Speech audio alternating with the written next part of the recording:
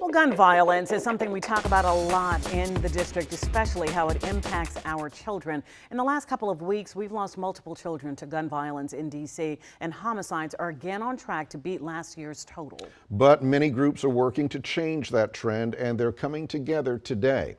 Our Jess Arnold is live outside of MLK Library in Northwest Washington with more on this. Jess, what's happening today?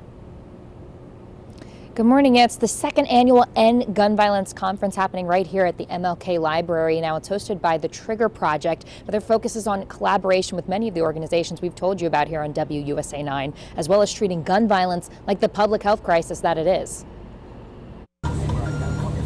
It's a familiar scene for many DC kids, indicating another shooting. Maybe this time it's claimed their friend or family. When I was 10 years old, my mom was a victim of gun violence, and she was shot in broad daylight in an area where I grew up. She survived, but it left scars on Tia Bell, the kind you can't see. But she got help and has found her purpose in the Trigger Project, which she founded to prevent gun violence. I'm walking proof that if you meet a kid where they are and you support them, provide them with outlets and services, and again, just support, that you can actually protect a kid from being a perpetrator or a victim of gun violence. That support is so important when you look at just how many D.C. kids are impacted by shootings. The D.C. Policy Center mapped it out. On average, when a homicide happened in D.C., there were about 2,800 kids that were nearby. In 2021, that is.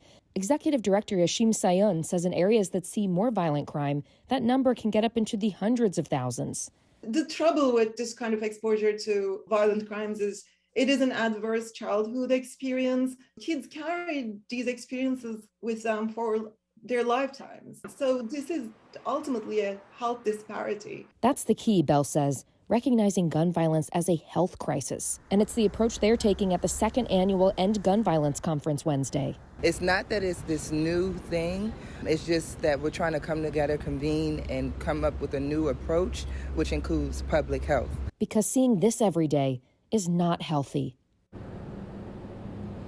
Now, the D.C. Policy Center also discovered in their data analysis that 80% of D.C. residents lived within half a mile of a homicide in 2021. Now, this conference kicks off here at the MLK Library today at noon. It goes until 5. You're going to be able to hear from gun violence survivors as well as some of those organizations that are doing that groundwork to really try to bring an end to gun violence here in the district. There's an Eventbrite link. We'll throw it up online for you. Guys.